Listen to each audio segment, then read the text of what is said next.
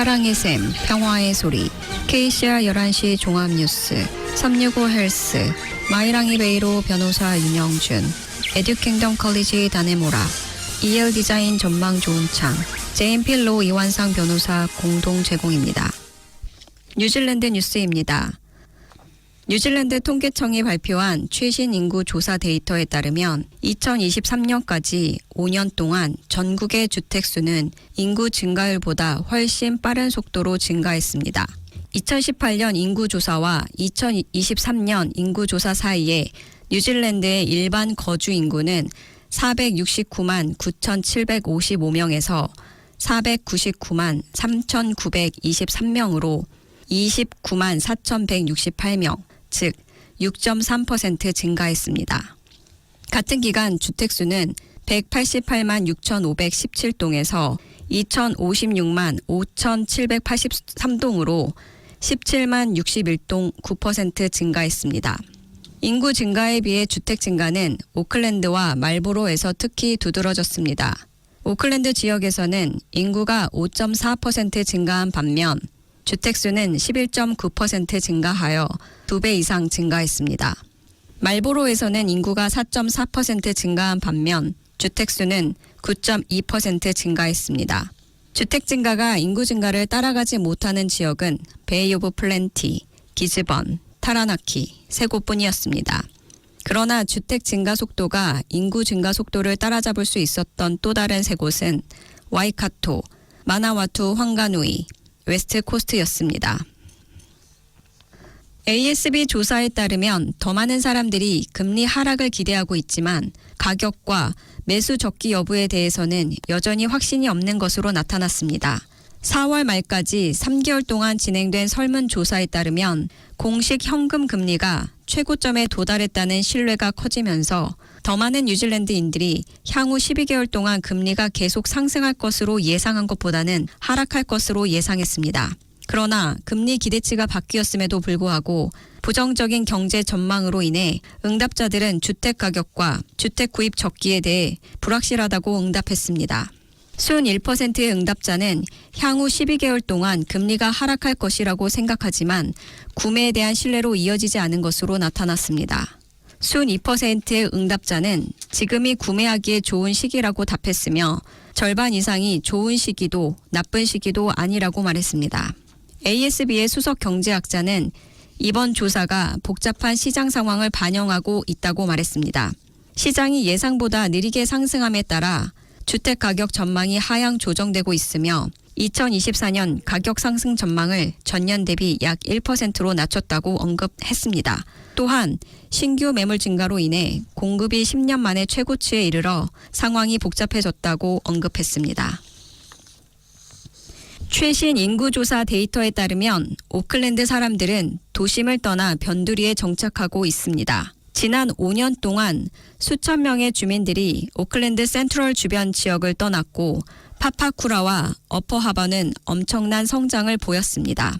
오클랜드의 전체 인구는 2018년 이후 5.4% 증가에 그쳤는데 이는 2013년에서 2018년 사이 11% 증가한 것과는 큰 차이가 있습니다. 뉴질랜드 통계청 수석 분석가는 인구 증가가 둔화되었으며 코로나19, 국경 폐쇄, 유학생 수가 줄어드는 등 몇 가지 변화 요인이 있다고 설명했습니다. 센트럴 주변 지역이 가장 큰 타격을 받아 10년 만에 처음으로 마이너스 인구 성장을 기록했습니다. 뉴질랜드 통계청이 수요일 발표한 2023년 인구 조사 결과에 따르면 뉴질랜드에서 급증하는 아시아인 인구가 국가 전체 인구 증가의 상당 부분을 차지하고 있습니다. 최신 데이터에 따르면 2018년 인구 조사에 비해 현재 15만 3,978명이 추가로 자신을 아시아인으로 생각하고 있으며 이는 같은 기간 동안 뉴질랜드 인구에 추가된 약 29만 5천 명 중 절반 이상입니다. 현재 뉴질랜드의 아시아인 인구는 총 86만 1,576명으로 전체 인구의 17.3%에 달합니다. 유럽 67.8%, 마오리 17.8%, 아시아 17.3%, 퍼시피카 8.9%이며 중동, 라틴 아메리카, 아프리카를 포함한 기타 배경 출신이 3%를 차지합니다. 2013년 뉴질랜드 오클랜드에 거주하는 아시아인은 총 30만 7,230명이었고 이 숫자는 2018년 44만 2,674명으로 증가해 현재 51만 8,178명에 달합니다. 웰링턴에서는 7만 9,314명, 캔터베리 지역에서는 8만 6,430명이 아시아인이라고 밝혔습니다. 이는 뉴질랜드에서 두 번째로 높은 수치입니다. 새로운 마이크로소프트 기능이 사용자가 5초마다 보고 있는 화면 내용을 스크린샷으로 캡처하여 개인정보 보호 문제가 제기되고 있습니다. 리콜이라는 마이크로소프트의 AI 도구는 사용자가 컴퓨터에서 시간을 되돌릴 수 있도록 돕는 것을 목표로 합니다. 이를 통해 사용자는 AI가 촬영한 스크린샷을 살펴보고 용어를 검색하여 사용자가 찾고자 하는 문서를 검색할 수 있습니다. 기술 전문가는 이 기능에 대한 많은 사용자의 우려를 나타냈습니다.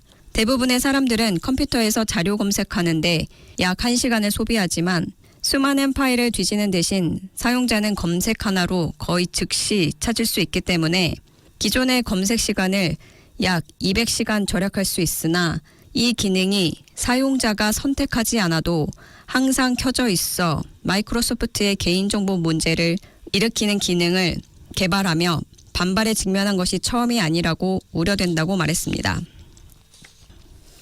한 전문가가 유통업계가 수십 년 만에 가장 역동적인 국면에 직면하고 있는 시기에 또 다른 뉴질랜드 거대 소매업체가 위기에 처했다는 소식을 전했습니다.